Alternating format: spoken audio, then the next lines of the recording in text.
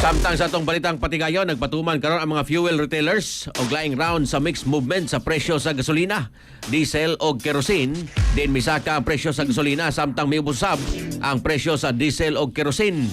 Sumala sa tagstag sa ka-advisory, ang Sea Oil Philippines Corporation o Shell Pilipinas Corporation mo pataas sa presyo sa gasolina ngadto sa 0.20 centavos kada litro, samtang ang ipaubusab ang diesel ngadto sa 2 pesos og 90 centavos kada litro og kerosene nga adunay 3 pesos og 20 centavos kada litro.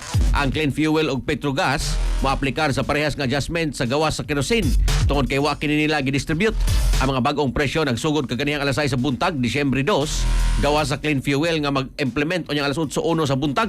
Sa samang adlaw usab, ang uban pang kompanya wa pang pahibaw sa ilang adjustment karong semana. Maton sa Department of Energy Oil Industry Management Bureau kon DOE o IMB nga ang dagdag bawas sa presyo karong semana tungod sa Ukraine-Russia ceasefire nga makapawala sa Western sanction sa Russian oil o sa posibilidad sa sobrang supply sa merkado. XFM Health News.